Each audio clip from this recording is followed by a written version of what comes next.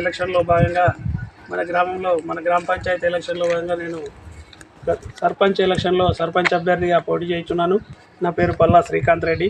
ఈ గ్రామంలో గత 30 సంవత్సరాల నుంచి అందరికీ ఎల్లవెళ్ళ అందుబాటులో ఉంటూ మా నాన్నగారి పేరు మీద పల్లా నర్సిరెడ్డి మెమోరియల్ సొసైటీని ఏర్పాటు చేసి 2008లో ఏర్పాటు చేసి వాళ్ళు సేవా కార్యక్రమాలు నిర్వహిస్తూ అందరికీ అందుబాటులో ఉంటూ ఎల్లప్పుడూ ఎప్పుడు పిలిచినా ఆయన అందుబాటులో ఉంటున్నాను.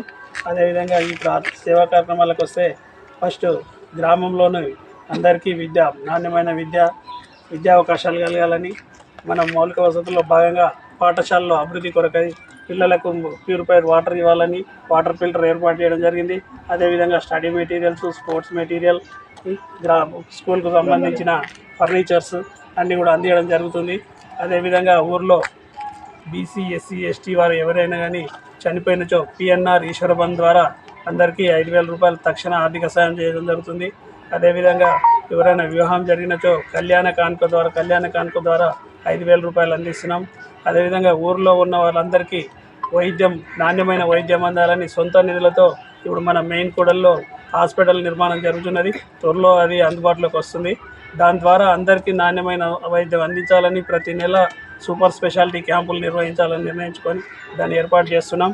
అదేవిధంగా గ్రామంలో 70 సంవత్సరాలు పైబడిన వారందరికీ 6,000 రూపాయలు సంవత్సరానికి 6,000 రూపాయల పెన్షన్ ఇవ్వాలని నిర్ణయించడం జరిగింది.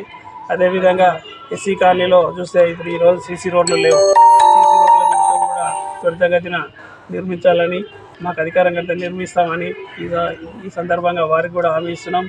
యువకుల కోరిక మేరకు మన మెయిన్ కూడల్లో సొంత నిధులతో అంబేద్కర్ విగ్రహాన్ని ఏర్పాటు చేయడానికి కూడా నిర్ణయించుకున్నాం. అదేవిధంగా ఇప్పుడున్న గ్రామంలో సమస్యలు మెయిన్ సమస్య అంటే వాటర్ సమస్య ఉంది. ప్యూరిఫైడ్ వాటర్, డ్రింకింగ్ వాటర్ సమస్య. మిషన్ భగీరథ నీళ్ళు వస్తున్నాయి కానీ ప్రెషర్ లేదు.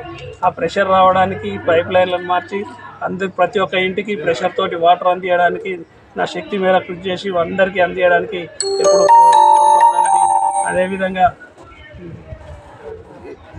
గ్రంథాలయం, పిల్లలకు స్టడీ మెటీరియల్ కొరకు గ్రంథాలయాన్ని ఏర్పాటు చేయడం జరుగుతుంది. అన్ని సౌకర్యాలు. అదేవిధంగా ఒక కమ్యూనిటీ హాల్ ఏర్పాటుకు ఇప్పుడున్న కమ్యూనిటీ హాల్ ఉన్నది కానీ శిథిలావస్థ ఉన్నది.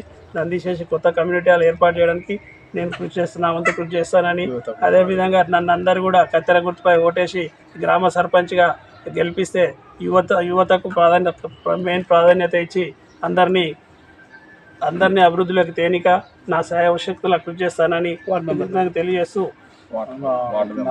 వార్డు మెంబర్లు నా ప్యానెల్లో ఉన్న ఈ గ్రామంలో 10 వార్డులు ఉన్నాయి. 10 వార్డులకు 10 వార్డులు నా ప్యానెల్లో ఉన్న వాళ్ళని గెలిపిస్తారని ఈ ప్రజలందరినీ కోరుకుంటూ ఈ విధంగా నా కత్తెర గుర్తుపై ఓటేసి అత్యధిక మేరతో గెలిపించాలని గ్రామ ప్రజలందరికీ మరొకసారి వేడుకుంటున్నాను. కత్తెర గుర్తుకే, కత్తెర గుర్తుకే, కత్తెర గుర్తుకే. జై హింద్, జై తెలంగాణ.